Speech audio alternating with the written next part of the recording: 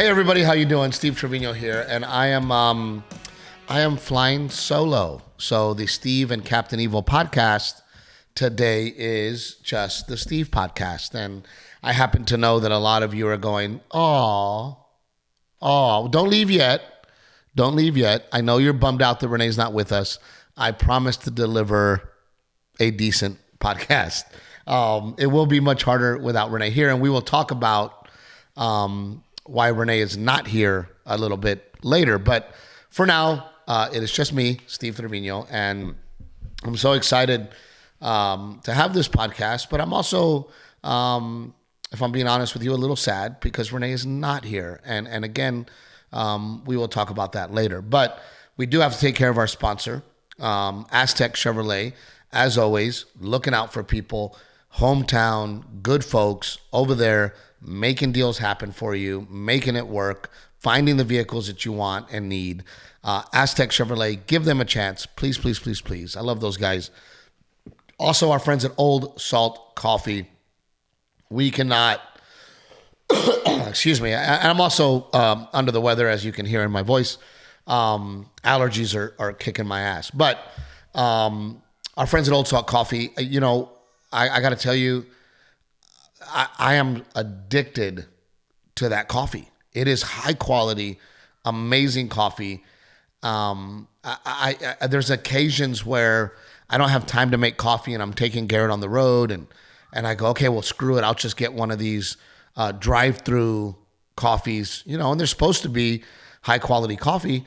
And I'm sorry, it's not as good as Old Salt Coffee. So, trust me when I tell you, it is amazing coffee. So please, Old Salt Coffee, Trevino 10. Every bag of coffee you buy, $1 goes to veterans.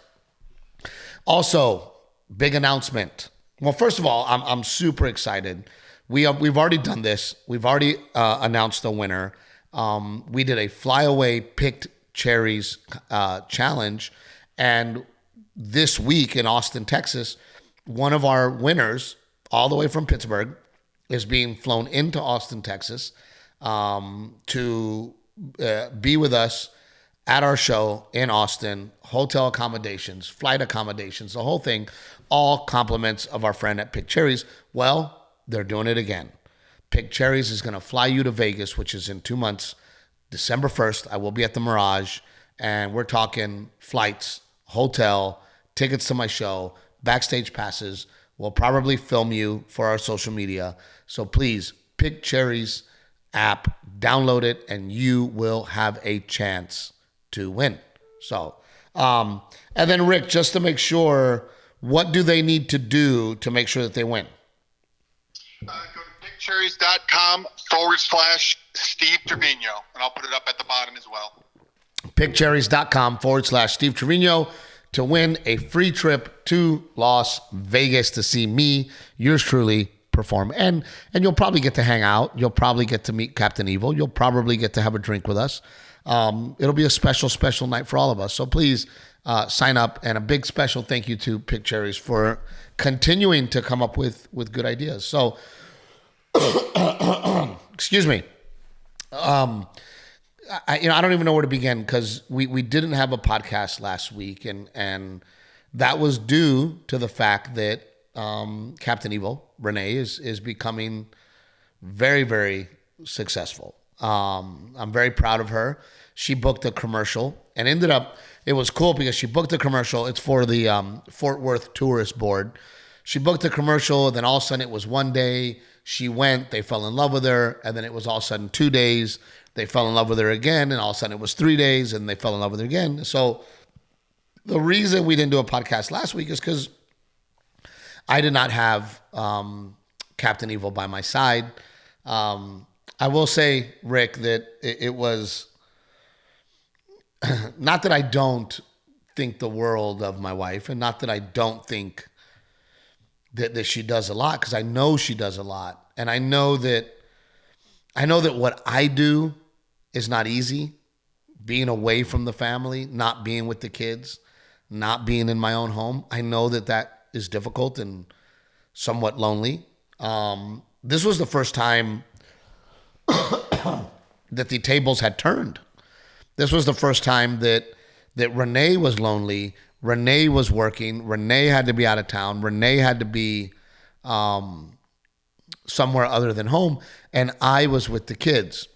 I will say that I was right and I was wrong. I was right in the fact that there's something really special about having the kids to yourself. There's something really special about putting them both down to bed and being home with them and handling it kind of as a single parent. You know, most of the time when I'm home, you know, I'm running around, I'm cleaning up the kitchen after dinner while Renae bathes Delilah, reads to Delilah. I'm wrapping Garrett up. I'm having Garrett take a shower, and then we do a double team, tag team, where Renae is putting Delilah down and I am putting Garrett down, and it's a good system.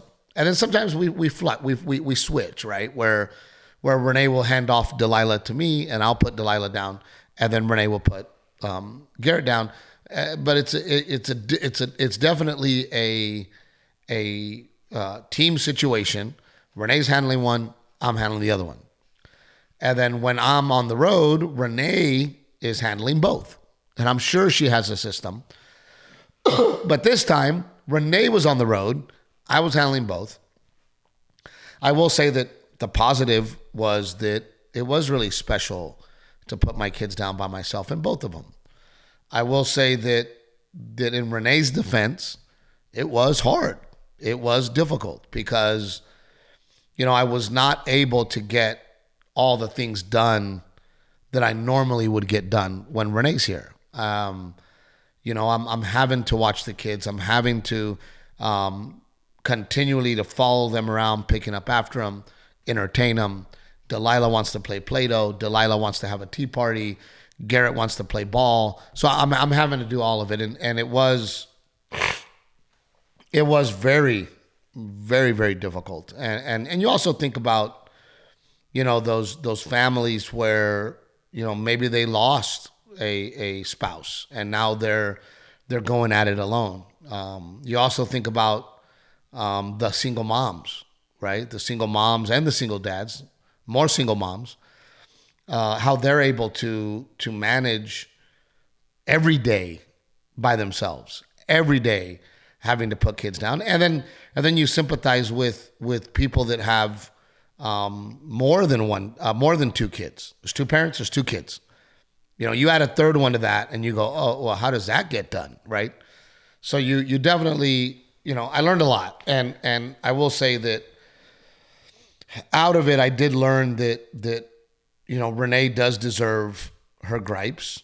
Renae does deserve to say, hey, it is hard. You know, but at the same time, I would say, and I'm speaking for Renae here because she's not here today, I will say that I think, because I talked to her afterwards, you know, as soon as Renae wrapped on Wednesday, she's like, I'm coming home. I'm driving home. And she's in Fort Worth. And it's 4 hours from us. She's like, I don't care. I'm coming home. I want to be home. I want to be with my family. I want to be in my own bed. I want to sleep with my husband. I'm coming home right now. So we did have that discussion where she was like, man, it does suck sleeping in a bed by yourself. And no matter how nice the hotel is. So that is why we didn't have a podcast last week. And we were kind of bummed about it. But I did do Ontario, California. Ontario, California is very special to me. I tripped out because there was a couple from Ontario, Canada, who actually bought tickets thinking that it was Ontario, Canada, was not Ontario, Canada. She made her husband fly her to Ontario, California to make my show. So I just want to say, you know, it's stuff like that just makes me go, wow. But Ontario is very, very special to me. When I moved to LA, I drove straight to that comedy club. When I moved to LA, I drove straight to that comedy club because I had a show. I literally barely made it to the comedy club to perform. at that time, it was a brand new improv comedy club in the Ontario Mills Mall. And that was one of the first times that I was like, oh my gosh, like this is what comedy clubs look like. I had never been in one like that, you know.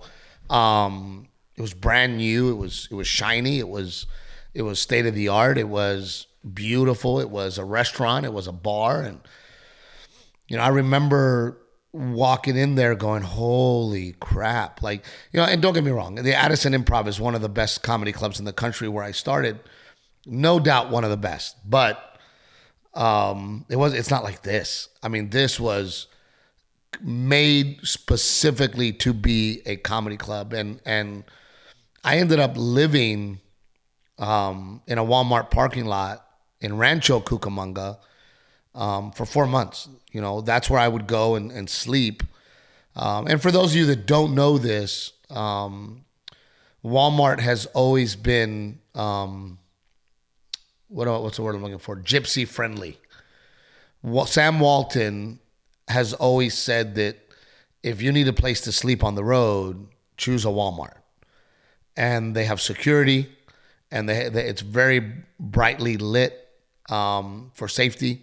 And that's where I stayed for 4 months. So Ontario is just a very special place to me. And I never felt connected to people in LA.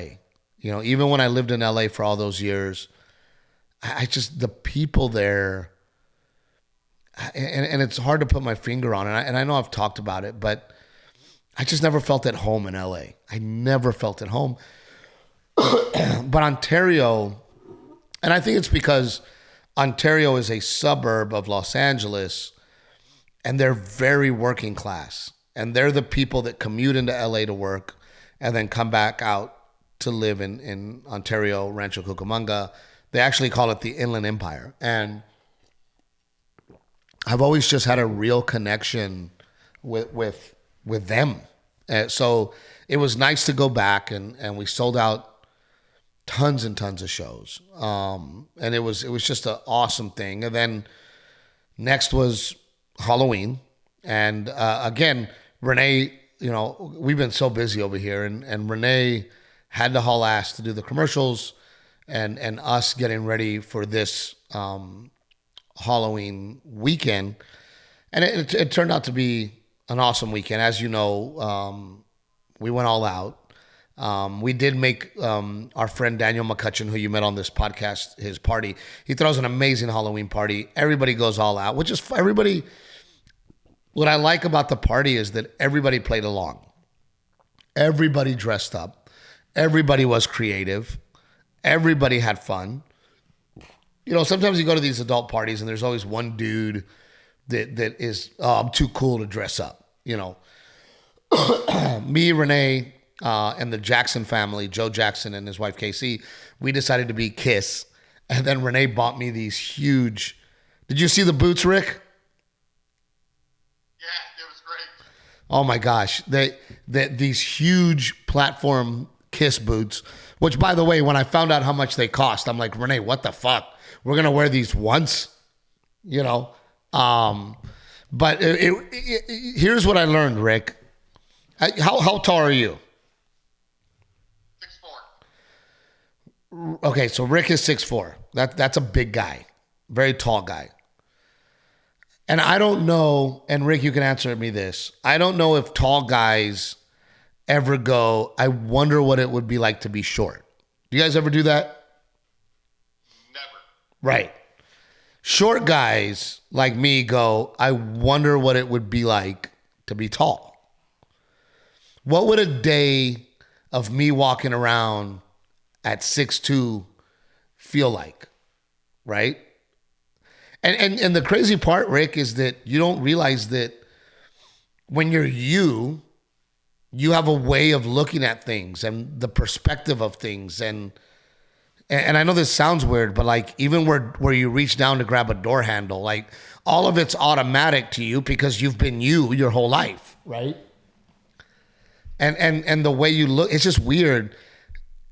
I've thought about, okay, what would it be like to be 6 foot, 6'2", Well, I had that chance. I wore those boots, and I was six. It was a 7-inch heel, 7 inches, and I'm 5'6", so that puts me at what, 6'1".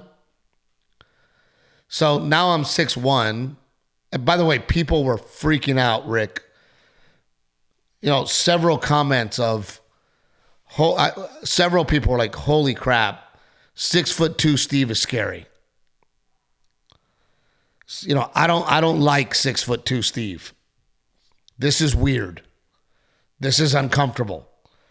Holy crap, you are. It's different, right? And several people, because we had the makeup on, I ended up on the microphone, and then several people came up to me and they go, "Holy shit, we didn't know it was you until you got on the mic," and we were like, "Wait a minute, that's Steve Trevino." But I gotta say, Rick, I walked around as 6'2". I don't want to be 6'2".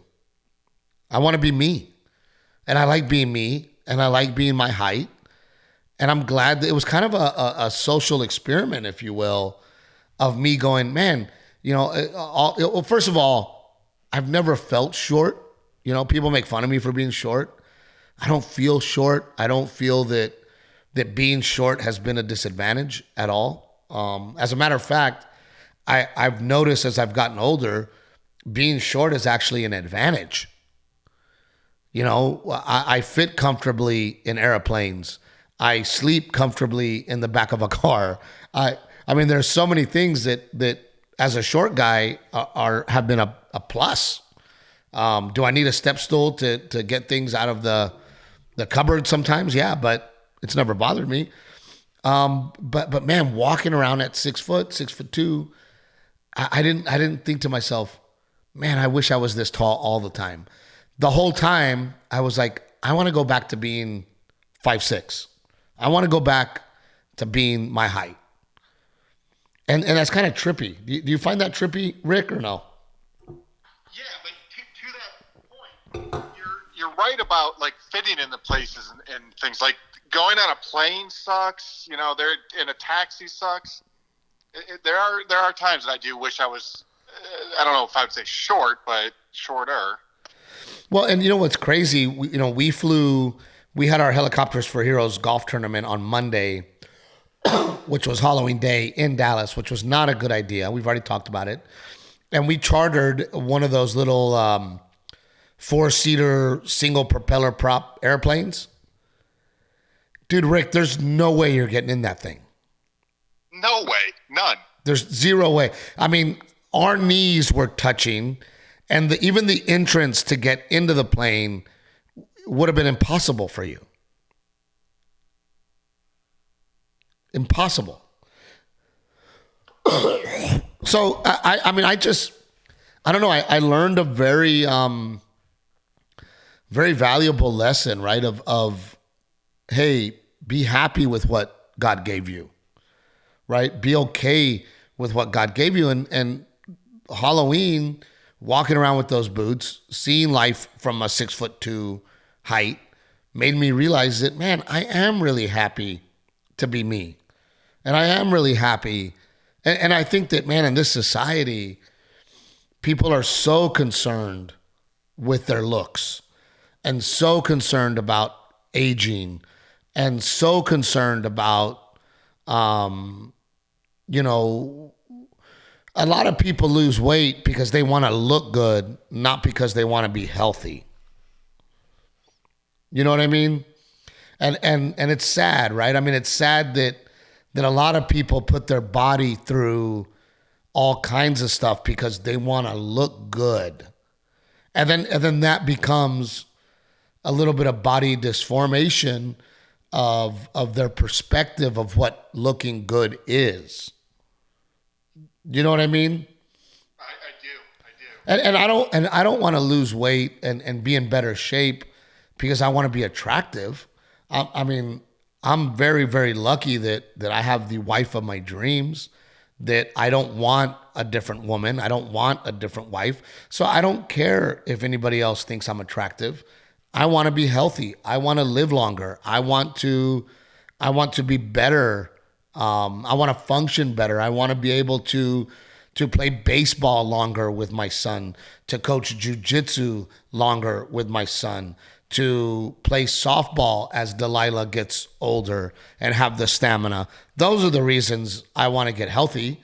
Those are the reasons I want to lose weight, not for vanity purposes. And I think that a lot of times those vanity purposes take precedent over health. And it's a sad situation, you know.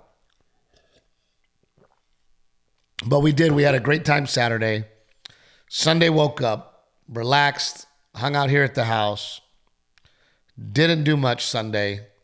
And then other than Sunday night, I had to drive to Dallas to do the golf tournament for Helicopters for Heroes, and man, that was awesome.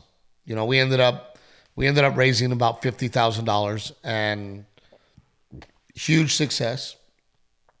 I want to give a big shout out to Dave J not Dave J. Love you too, Dave J. To Eddie V from Josh Abbott's band for showing up and hanging out at the golf tournament, and Corey Proctor, always a class act, always showing up. Nick Rolliston, always showing up. But man, we had Soldier Wish as our recipient that day. And you got to look up this organization. They make soldiers' wishes come true. They had a woman there who was a single mother of 3, and she found herself, and by the way, a 15-year Marine vet. She found herself homeless. The founder of Soldier's Wish had her move in with her, which is unbelievable, and then literally bought her a house so that she can move in.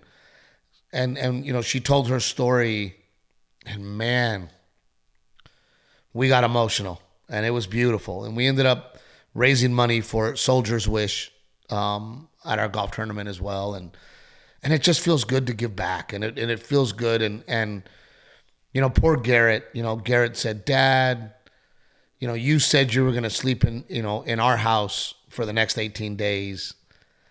You know," he goes, "but now you're going to go to Dallas." And I said, "Buddy, but I'm going to be back." I said, "You're going to go to sleep." I planned it to where when Garrett went to sleep, then I would leave, and then I would be back for trick-or-treating at 4:30.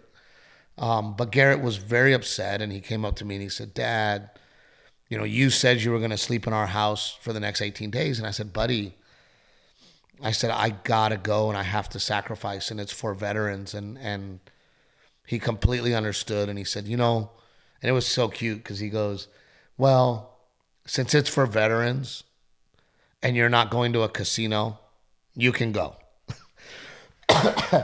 So it was really cool that Garrett understood, and again, you know, I think about Garrett all the time, and I think about our kids, Delilah and everybody, but right now Garrett, because he's at that age where me going on the road is really, really affecting him, is really, really bumming him out, which in turn bums me out. But I think to myself, man, this kid has a wonderful life. He has 2 loving parents. He has a beautiful roof over his head. He has his grandparents. He has, you know, anything and everything he could imagine. We are very attentive to his needs and his wants. And, you know, and I think to myself, well, in order for any of us to become resilient, you have to overcome things. And I would think to myself, what does Garrett have to overcome? Well, right now, it is me going on the road. And that is the thing that he has to overcome. And obviously, I'm working very hard to not have to be on the road as much, to not have to be gone as much. I'm working very hard on that. We are, for those of you that are wondering, next year we are planning actual vacations. We are planning on taking actual real time off without working. Because I know people get concerned and people say, "Steve, you're burning the candle at both ends, blah, blah, blah." So we are doing that. I also want to talk about the fact that I'm blown away and completely overwhelmed with the amount of people that are continuing to watch I Speak Wife on YouTube. It is growing faster because of word of mouth. You want to talk about a grassroots campaign. That's this. And it's all because of you guys, because of your continued support, because you're doing it. So please continue to support I Speak Wife on YouTube. It can be watched anywhere in the world. It is on YouTube. But most importantly, please tell people about what we're doing and how we're doing it. Bring others into our family, because God, Rick, it has been amazing. I think we're averaging 40,000 views a day. Is that right? That's right, and I would say by the time this airs, we'll be over 400,000 in just under, I guess it'll be 12 days or something, 14 days. Wow. Yeah, no, it's been awesome. I can't wait for it to hit 1 million. Renae and I will shit ourselves if it hits 1 million within the month. But guys, Thanksgiving is also right around the corner. Renae and I are going to start the pie challenge next week. So for those of you that are new to the podcast, every year Renae and I do a pie challenge. Rick and Gigi will work out the details on the website. You will be able to buy a pie for me or a pie for Renae, and whoever earns the most pies gets to pie the other one in the face. I have lost 2 years in a row. And by the way, we started this because of COVID, and we didn't know how we were going to be able to give back to our veterans in person. So we said, well, if we can raise pies and ship a bunch of pies. And by the way, Sonia Torres, her husband is an officer. She's a huge part of our family and has helped us do this in the past. We were so successful in sending pies to Camp Pendleton. The next year, we split those pies between Pendleton and Lackland Air Force Base here in San Antonio. And then it turned out that our neighbors needed those pies because we did full Thanksgiving for all of the men and women at Lackland Air Force Base who could not leave the base. So this year, again, we want to feed our men and women who serve our country with this pie contest. So go to the website. It'll be set up soon. Buy a pie for Steve. Buy a pie for Renae. Buy more for Steve, because I would like for once to pie Captain Evil in the face. Please. Don Steele, buy pies for me this year. Don't be that guy. Last year, she said she bought an ungodly amount of pies for Renae, and that's not fair. So split the pies up so I can win. Now, I know that on this podcast, we tend to tackle some heavy stuff. And this week is no different. Another reason that we did not do a podcast last week is because one of my friends